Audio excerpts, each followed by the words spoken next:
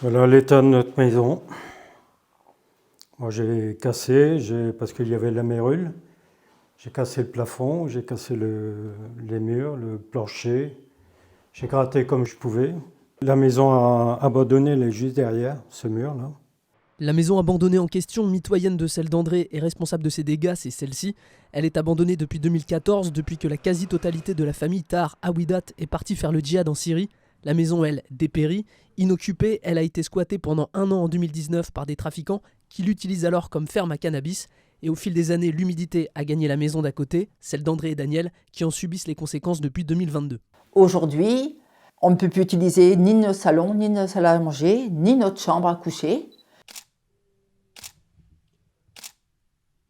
Et les autres pièces sont encombrées parce qu'on a dû sauver tous nos meubles et nos affaires. Donc on a dû les stocker ailleurs. Ici c'est notre chambre. Là il y avait un placard, comme à côté, là, le même.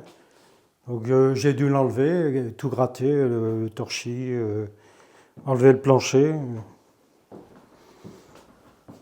Avec les solives et tout.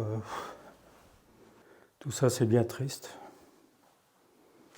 C'est notre vie qui est détruite, quoi, carrément, parce que on vit ici dans une petite cuisine, enfin une cuisine normale, et on a fait notre salon à côté, quoi.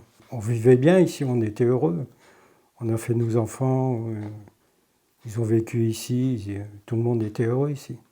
Voilà, tout y était foutu en l'air, quoi. Ça, c'est toutes les démarches que j'ai faites depuis 2022, depuis même avant. Le couple déplore des procédures longues et complexes. L'assurance ne prend pas en charge le sinistre. La ville de Roubaix, alertée depuis plusieurs années, a finalement récemment pris des mesures. C'est un dossier qui est prioritaire. J'ai reçu à 2 reprises, en janvier et en décembre dernier, Madame Hoyer et Monsieur Duleux.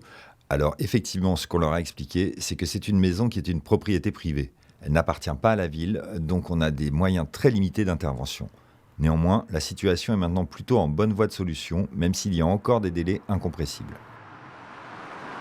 Nous, on a mis tous nos murs à nu, nos planchers, nos plafonds, tout est prêt pour nous commencer nos travaux d'assécher les murs, traiter la mérule et après restaurer. Il nous manque, si je peux dire, le feu vert, c'est-à-dire que la mairie mette la maison à côté hors d'eau. Tant qu'elle n'a pas mis ça, nous, on ne peut rien faire.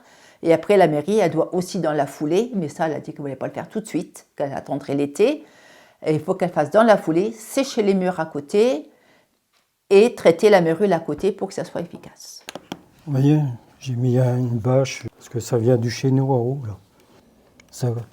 Ça coulait le long du mur. Moi, j'ai mis une protection le long du mur, j'ai mis une bâche pour protéger comme je peux, quoi. L'humidité, elle était présente là. Puis la mérule, elle montait, bien sûr. Ce serait vraiment complètement injuste que ce soit nous qui payons, puisqu'on est plutôt les victimes. On n'y est pour rien, donc ce n'est pas nous qui devons payer. Moi, vraiment, je trouve que ce n'est pas nous qui devons payer. Mais si il fallait, eh ben, on financera, mais les travaux seront faits. Et pouvoir revivre ici, comme il faut. Des travaux chiffrés selon les devis qu'André et Daniel ont fait faire, entre 40 000 et 60 000 euros pour les traitements contre la mérule et les réparations.